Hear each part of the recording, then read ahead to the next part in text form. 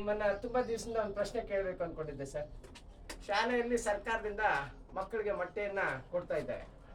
ಆ ಮಕ್ಕಳು ಮೊಟ್ಟೆಯಲ್ಲಿರ್ತಕ್ಕಂಥ ಈ ಚಂದ್ರಮ್ಮ ಅಂತಾರಲ್ಲ ಸರ್, ಅದನ್ನ ಪಕ್ಕಕ್ಕೆ ಇಟ್ಬಿಡ್ತಾರೆ. ಮತ್ತೆ ಕೆಲವು ಊಟದ ವ್ಯವಸ್ಥೆ ಮಾಡಿರ್ತಾರೆ, ನಾನ್ ವೆಜ್, ಅಲ್ಲೂ ಅಷ್ಟೇ ಮೊಟ್ಟೆ ತಿಂತಕ್ಕಂಥ ಹಳದಿ ಬಣ್ಣದ್ದು ಎಲ್ಲ ಪಕ್ಕಕ್ಕೆ ಇಟ್ಬಿಡ್ತಾರೆ. ಯಾಕೆ ಸರ್? ಅದರಲ್ಲಿ ಕೊಲೆಸ್ಟ್ರಾಲ್ ಇದೆಯಾ? ಅದರಿಂದ ಏನಾದರೂ ತೊಂದರೆ? ನೀನೇನ್ ಹೇಳ್ದೆ? ಚಂದ್ರಮ್ಮ ಚಂದ್ರಮ್ಮ ಅಂತಾರೆ. ಮನುಷ್ಯನಿಗೆ ನಮ್ಮ ದಿನಕ್ಕೆ 24 ಗಂಟೆಯಲ್ಲಿ ಸೂರ್ಯ ಮತ್ತು ಚಂದ್ರ ಎಷ್ಟು ಇಂಪಾರ್ಟೆಂಟ್, ಅದರಲ್ಲಿರುವಂತ ಯೆಲ್ಲೋ ಕಲರ್ ಚಂದ್ರಮ್ಮ ಅಷ್ಟೇ ಇಂಪಾರ್ಟೆಂಟ್. ನೀನು ಚಂದ್ರಮ್ಮನ ಮಳ್ಳೆ ಮಧ್ಯದಲ್ಲಿ ಎಲ್ಲವ ಬಿಸಾಕ್ದಂದ್ರೆ ನೀನು ಅಮೃತ ಅಂತ ಬಿಸಾಕ್ತಂಗೆ. ಅತ್ಯುತ್ತಮದ ಒಳ್ಳೆ ಕೊಲೆಸ್ಟ್ರಾಲ್ ನಮ್ಮ ದೇಹಕ್ಕೆ ಬೇಕಾಗಿರೋದಂದ್ರೆ ಹೊಟ್ಟೆನಲ್ಲಿರೋದು, ಒಳಗೆ ಇರೋದು. ಅದು ಜನಗಳದೆಲ್ಲ ತಪ್ಪು ಕಲ್ಪನೆ. ಆ ಯೆಲ್ಲೋ ಕಲರ್ನ ಪಕ್ಕಿಟ್ಬಿಟ್ಟು ವೈಟ್ ಮಾತ್ರ ತಿನ್ನೋದು.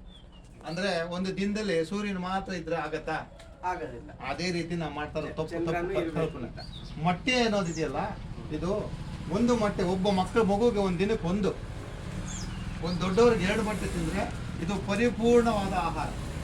ನಮ್ಮ ಭಾರತದಲ್ಲಿ ಕಾರ್ಬೋಹೈಡ್ರೇಟ್ ಜಾಸ್ತಿ ತಿನ್ನೋದು. ಪರಿಪೂರ್ಣವಾದ ಆಹಾರ ಅಂದರೆ carbohydrates, proteins, fat, minerals, vitamins, ನಾರಿನಾಂಶ, ನೀರಿನಾಂಶ, ಈ 7 ಥರ ಆಹಾರ ಇರಬೇಕು ಆಹಾರದಲ್ಲಿ.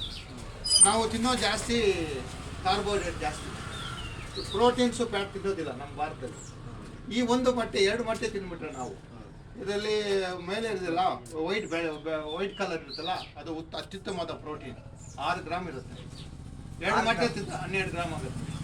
ಈ ಒಳಗಡೆ ಎಲ್ಲೋ ಇರುತ್ತಲ್ಲ ಕೊಲೆಸ್ಟ್ರಾಲ್, ಇದರಲ್ಲಿ ಎಲ್ಲೋ ಕಲರ್ ಅಂತಾರಲ್ಲ ಯೋಕು, ಅದರೊಳಗೆ ಎಲ್ಲ ವಿಟಮಿನ್ಸು ನಮ್ಮ ದೇಹಕ್ಕೆ ಬೇಕಾಗಿರೋ ಎಲ್ಲ 9 ಎಸೆನ್ಷಿಯಲ್ ಅಮೈನೋ ಆಸಿಡ್ಸ್ ಅಂತಾರೆ. ಈ ಅದರಲ್ಲಿ amino acids, vitamin A, D, E, K ಇರುತ್ತೆ, ಕೋಲಿನ್ ಇರುತ್ತೆ, ಆಮೇಲೆ ವಿಟಮಿನ್ ಬಿ ಕಾಂಪ್ಲೆಕ್ಸ್ ಎಲ್ಲ ಇದ್ರೊಳಗಿರುತ್ತೆ. ಜೊತೆಗೆ ಮಿನರಲ್ಸ್, ಐರನ್, ರಕ್ತ ಕಡಿಮೆ ಇರುತ್ತಲ್ಲ, ರಕ್ತಹೀನತೆ ಇರುತ್ತೆ, ಅತ್ಯುತ್ತಮವಾದ ಆಹಾರ. ಆಮೇಲೆ ಅದರಲ್ಲಿ ವೈಟ್ ಆಲ್ಬುಮಿನ್ ಅಂತೀವಲ್ಲ ಸರ್, ಆ ವೈಟ್ ಅಲ್ಲಿ ಪ್ರೋಟೀನ್.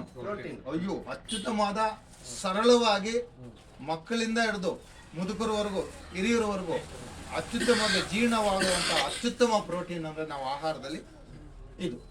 ಕೆಲವರು ಮೊಟ್ಟೆನೇ ತಿನ್ನಲ್ಲ ಸರ್? ಕೆಲವರು ಮೊಟ್ಟೆ ತಿನ್ನೋದಿಲ್ಲ, ಅವರಿಗೆ ಬೇರೆ ಪ್ರೋಟೀನ್ ನಮ್ಮ ಆಹಾರದಲ್ಲಿ ಸಸ್ಯಾಹಾರದಲ್ಲಿ ಪ್ರೋಟೀನ್ಸ್ ಇದೆಯಲ್ಲ, ಅವಕಾಡ ಇದೆಯಲ್ಲ ಅದು ಬೇಡ, ಕಾಸ್ಟ್ಲಿ.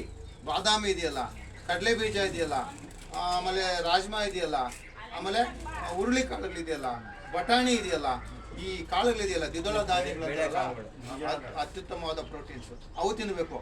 ನಾವು ತಿನ್ನೋದು ಬರೀ ಅನ್ನ, ಮುದ್ದೆ, ಚಪಾತಿ, ಈ ಊಟ ಜಾಸ್ತಿ ತಿಂತೀವಿ ನಾವು, ಬರೀ ಕಾರ್ಬೋಹೈಡ್ರೇಟ್ಸ್. ಅದು ಪರಿಪೂರ್ಣವಾದ ಆಹಾರ ಅಲ್ಲ. ಆಹಾರ ಅಂದರೆ ಎಲ್ಲ ಥರ ವಿಧವಾಗಿರಬೇಕು, ಸ್ವಲ್ಪ ಇದು ಆಹಾರ.